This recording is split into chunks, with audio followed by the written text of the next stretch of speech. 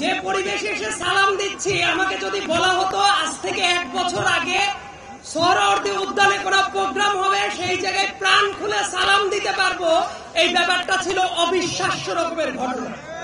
কারণ শুধুমাত্র সালাম দেওয়াটাকে কেন্দ্র করে কত মানুষকে নিপীড়ন চালিয়েছে ডাইনি শেখ হাসিনা, তার কোনো হিসাব নাই। আমরা অনেক ক্ষেত্রে শুনি যে ইতিহাসে আইয়ামে জাহেলিয়াত ছিল। আমি বলি শেখ হাসিনার রেজিমটাকে আমি সবসময় বলি আওয়ামী জাহেলিয়াত।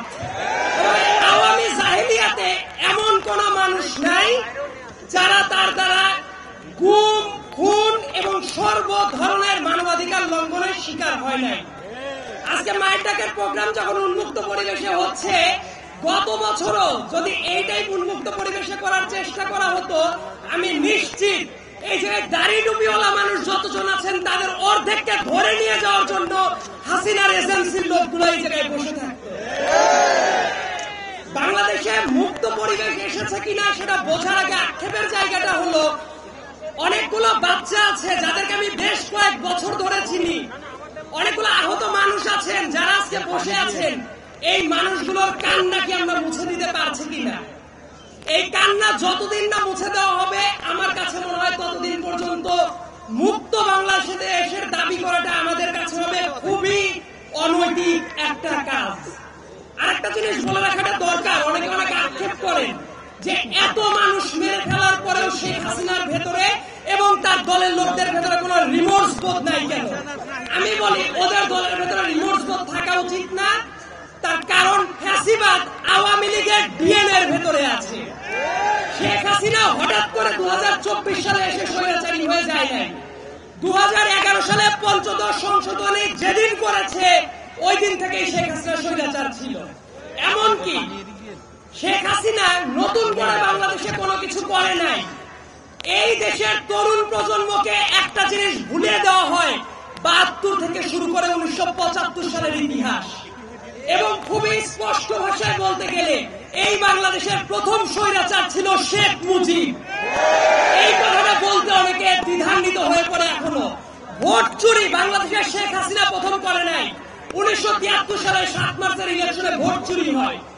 গুম, খুন, প্রশাসনিক দৌরাত্ম, প্রশাসনিক লুটপাট, এই একটা কাজও শেখ হাসিনার হাত দিয়ে শুরু করা না। প্রত্যেকটা কাজ শেখ মুজিবের হাত দিয়ে শুরু করা এবং এটাকে শিল্পের পর্যায়ে নিয়ে গেছে শেখ হাসিনা। এই যে এত চেতনার কথা বলে, মুক্তিযুদ্ধের চেতনা, অমক চেতনা, তমক চেতনা, মুক্তিযোদ্ধাদের পরে কি শেখ হাসিনা সিম্প্যাথি দেখিয়েছে কখনো? কখনো দেখায় নাই। তার কারণ আপনাদের মনে থাকার কথা, এই ঢাকার মেয়র ছিল সাদেক হোসেন খোকা সাহেব, একজন গেরিলা যোদ্ধা যার রক্তের ওপর দিয়ে বাংলাদেশ স্বাধীন হয়েছে। সেই সাদেক হোসেন খোকাকে স্বাধীন বাংলাদেশে এসে মরার সুযোগ দেয় নাই ওই স্বৈরাচারী শেখ হাসিনা। তার আশেপাশে যত মানুষ থাকতো প্রত্যেকটা মানুষ লুটপাটের অংশীদার ছিল। এবং যত ব্যবসায়ী, যত সংবাদ মাধ্যমের যারা কর্মী ছিল, যত আদালত, একটা ব্যাপার নিয়ে কথা বলতে খুবই আক্ষেপ হয়, আমি আইনের ছাত্র, যে মঞ্চে দাঁড়িয়ে আমরা কথা বলছি, আমাদের হাতের বাম সাইডে যে আদালতটা আছে, বাংলাদেশের ভেতরে পবিত্রতম জায়গা হিসেবে চিন্তা করা যেত। কিন্তু ওই আদালতের মাধ্যমে কত নিরীহ মানুষের রক্ত কেড়ে নিয়েছে শেখ হাসিনা, তার কোনো ইয়ত্তা নাই। এবং বাংলাদেশে মাঝে মাঝে বলা হয় না যে এদের অবিচারের মাত্রাটা কেমন? আমার কাছে মনে হয় জার্মানির নাজি পার্টির চেয়েও ভয়ার্ত ভাবে আবির্ভূত হয়েছিল শেখ হাসিনা। এবং সামনের দিনে আমাদের একটা চ্যালেঞ্জ আছে যে জাতিগত ভাবে আমরা ঐক্যটা ধরে রাখতে পারি কিনা। তবে এই জায়গায় এসে আমি একটা ব্যাপার সুনিশ্চিত, সামনে বাংলাদেশে এক থাকবে। এই জায়গায় দাড়ি টুপিওয়ালা মানুষ আছেন, শার্ট প্যান্ট পরা মানুষ আছেন, নারী পুরুষ সবাই আছে, বাংলাদেশের পতাকাটাও আছে। এই ঐক্যটা ধরে রাখা দরকার। সবাই থাকবে এই বাংলাদেশের, সবাই রাজনীতি করতে পারবে।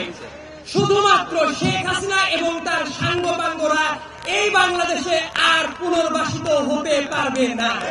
এই ব্যাপারটা নিশ্চিত করা আমাদের অত্যন্ত জরুরি এবং এই ব্যাপারটা নিশ্চিত করা আমাদের সবার পবিত্র আমানত। এই বলে আমি আমার সংক্ষিপ্ত বক্তব্য শেষ করছি। ধন্যবাদ সবাইকে।